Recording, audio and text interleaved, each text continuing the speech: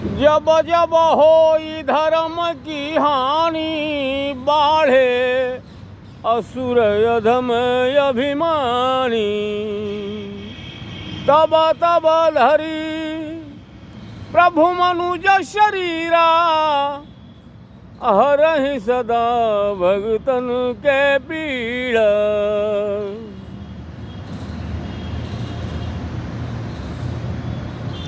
आप जानते हो,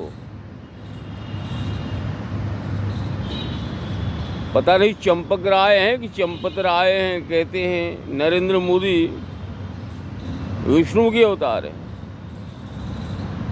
अब हो सकता है विष्णु वैश्य थे और नरेंद्र मोदी भी बनिया हैं, तो तालमेल बैठ गया होगा, इसलिए राय साहब ने कुछ ज़्यादा ही तारीफ कर दी नरेंद्र मोदी की। लेकिन मैं नरेंद्र मोदी सरकार को और नरेंद्र मोदी को आगाह करना चाहता हूं कि मुझे नहीं पता कि आप विष्णु के अंशावतार हैं या विष्णु के अवतार हैं, लेकिन हमारे अखिलेश यादव एक कृष्ण के अंशावतार हैं।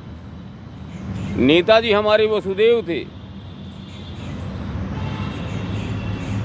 शरीर से हम जहाँ भी रहें, शरीर का हम ज़्यादा महत्व नहीं देते। शरीर जो है वो कपड़ा और हमारे बीच में है, दीवार बन के। कपड़े से थोड़ा ज़्यादा महत्व है शरीर का, लेकिन है कपड़े ही जैसा।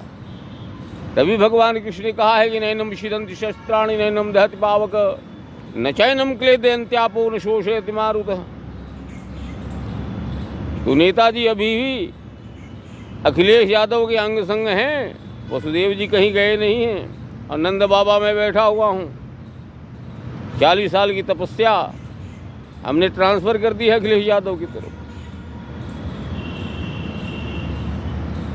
आने वाले इस 2024 के चुनाव में पिछड़ों की, दलितों की, शोषितों की, वंचितों की और बेरोजगारों की ही सरकार बनेगी। जितना घोड़ा दौड़ाने हो, आरएसएस, भारतीय जनता पार्टी, नरेंद्र मोदी, अमित शाह दौड़ा लें। एक बात और ध्यान देना, मैं आपकी हित की बात कर रहा हूं।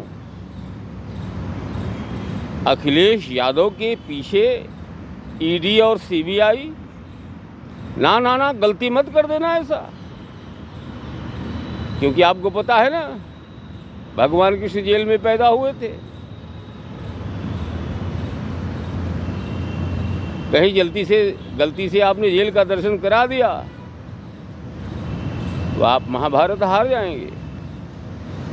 इसलिए बचो और बचाओ। यदि आप सबसे बड़े भ्रष्टाचारी नहीं हो तो तुम्हारा हक बनता है ईडी, सीबीआई और आईटी को विरोधी नेताओं के पीछे लगा दो। अपने गिरेबान में झांको।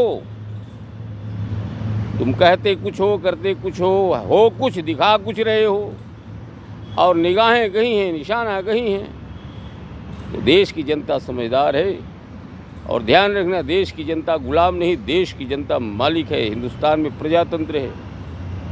सरकारी खजाना तुम्हारा नहीं है, देश की जनता की है, और जनता जाग चुकी है। और ध्यान रखना, जब देश की जनता सरकार के खिलाफ खड़ी होती है तो सरकार को जाना पड़ता है भाई।